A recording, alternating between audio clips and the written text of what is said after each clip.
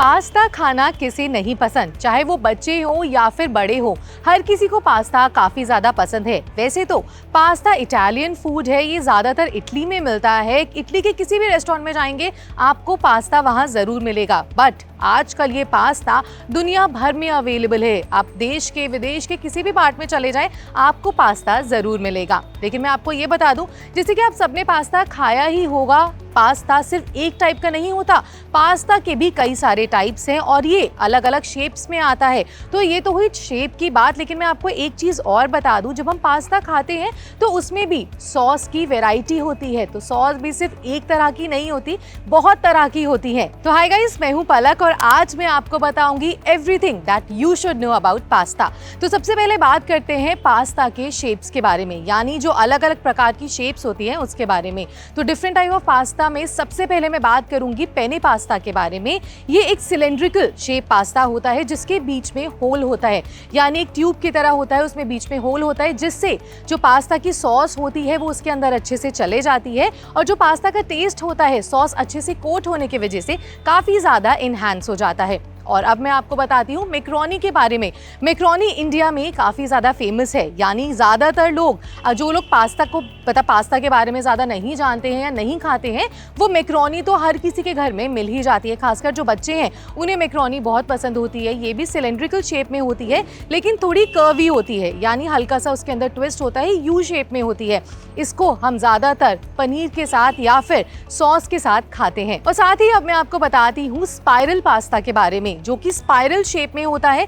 जैसे इसका नाम ही है स्पाइरल पास्ता, यह है स्पाइरल शेप में। साथ ही इसको फ्यूजली पास्ता भी कहा जाता है। इसको हम यूजुअली बेक्ड डिशेस में यूज करते हैं और ये ज्यादातर सर्व किया जाता है टोमेटो और पनीर के साथ। तो ये तो हुई पास्ता शेप्स के बारे में बात। अब मैं आपको बताती हूँ different types of pasta sauce के बारे में।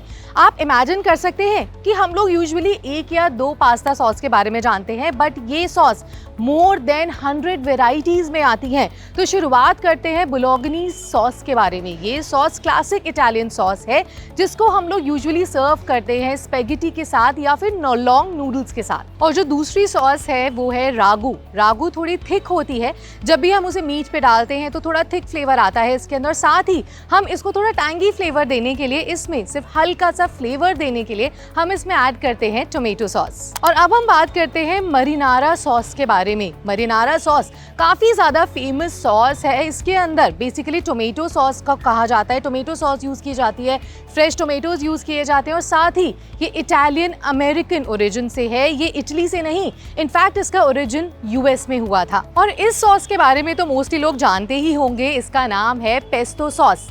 ये सॉस यूजुअली जो लोग हेल्दी खाना पसंद करते हैं उनके लिए होती है। इसके अंदर थोड़ा सा चीज ऐड होता है, साथ साथ में मिक्स ऑफ हर्ब्स होता है और ये बनती है पेस्टो से। और साथ ही अब मैं आपको बताती हूँ एल्फ्रीडो के बारे में। एल्फ्रीडो सॉस जो होती है वो टोमेटो बेस्ड भी नहीं होती, ज्यादा थिक भी नहीं होती है, ये काफी हेल्दी होती है। इसके अंदर बहुत सारा चीज ऐड किया जाता है, यानी हेल्दी चीज ऐड किया जाता है और इसको सबसे ज्यादा लोग खाना पसंद करते हैं। और ये थोड़ा व्हाइट क्रीमी टेक्सचर में होती है। वैसे तो पास्ता खाने से लोग कहते हैं कि काफी ज्यादा एनर्जी मिलती है, साथ ही पास्ता में कुछ न्यूट्रिएंट्स भी होते हैं। लेकिन क्या आप जानते हैं कि अगर आप उसको रेगुलर बेसिस पे खाएं, यानी हफ्ते में 5 से 6 बार खाएंगे, तो आपको बहुत सारी बीमारियां भी लग सकती हैं। तो मैं आपको बताती हूँ, सबसे पहले हो सकता है आपको डायबिटीज, बिकॉज इसके अंदर काफी ज्यादा कार्ब्स होते हैं जो आपकी हेल्थ के लिए बिल्कुल भी अच्छे नहीं होते। इसलिए कहा जाता है कि अगर आप पास्ता खाते हैं तो उसे एक लिमिटेड क्वांटिटी में खाएं। अगर कार्ब्स आपकी बॉडी में ज्यादा बढ़ जाते हैं तो ऑटोमेटिकली आपकी बॉडी में शुगर लेवल बढ़ने लगता है, जिस वजह से आपको डायबिटीज की प्रॉब्लम हो सकती है।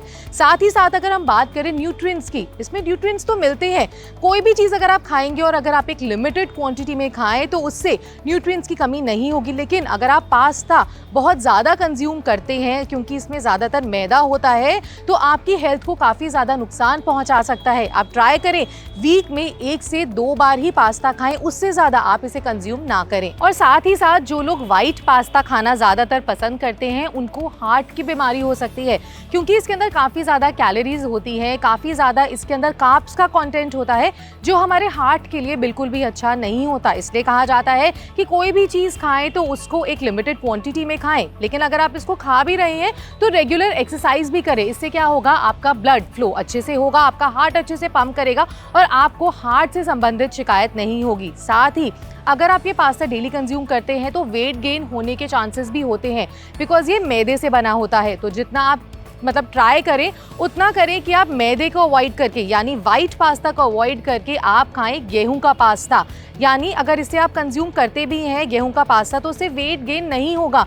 लेकिन कुछ लोग खाने को कंट्रोल नहीं कर पाते हैं और इसको रेगुलर बेसिस पे कंज्यूम करते हैं, उन लोगों को ओबेसिटी की प्रॉब्लम भी हो सकती है, जो कि आगे जाकर उनको और बीमारियों का शिकार बना सकती है। तो चलिए, ये तो हो गई पास्ता खाने के नुकसान के बारे में बात। तो अब मैं आपको बताती हूँ कि अगर आपको पास्ता खाने का इतना ही मन करता है तो आप इसको कैसे हेल्दी बना सकते हैं। तो सबसे पहले बात करते हैं व्हाइट पास्ता के बारे में। जो व्हाइट पास्ता आता है वो बना होता है मैदे से, तो उसको आप रिप्लेस कर सकते हैं सूजी या फिर गेहूं के पास्ता के साथ।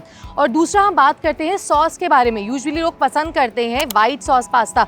अगर मैं अपने बारे में भी बात करूं तो मुझे भी व्हाइट सॉस पास्ता खाना काफ़ी ज़्यादा पसंद है, लेकिन अगर उसे हेल्दी वे में एक ट्विस्ट देना है तो उसकी जगह हम लोग व्हाइट सॉस की जगह हम लोग टोमेटो वाला पास्ता यूज़ कर सकते हैं, यानी रेड सॉस पास्ता यूज़ कर सकते हैं। और साथ ही साथ अगर हमें उसको बनाना है फुल ऑफ न्यूट्रिएंट्स तो उसके अंदर ज़्यादा से ज़्यादा वेजीज यूज़ करें, जैसे कि बेल पेपर यूज़ कर सकते हैं, मशरूम यूज़ कर सकते हैं, इनफैक्ट आप यूज़ कर सकते हैं ब्रोकली भी। और कुछ लोगों को मैं देखती हूँ कि उसमें वो लोग यूज़ करना चाहते हैं कॉलीफ्लावर भी। तो जो भी आपको वेजीज पसंद हो आप उसमें ऐड कर सकते हैं और अपना पास्ता बना सकते हैं बिल्कुल हेल्दी। तो ये तो था वीडियो ऑल अबाउट पास्ता। आप मुझे कॉमेंट सेक्शन में ज़रूर बताएं कि आपका फेवरेट पास्ता कौन सा है और आप कौन सी जगह पर जाके पास्ता खाना पसंद करते हैं। साथ ही मेरे चैनल यानी ट्रेंड्स 9 को लाइक शेयर सब्सक्राइब जरूर करें। Till then see you.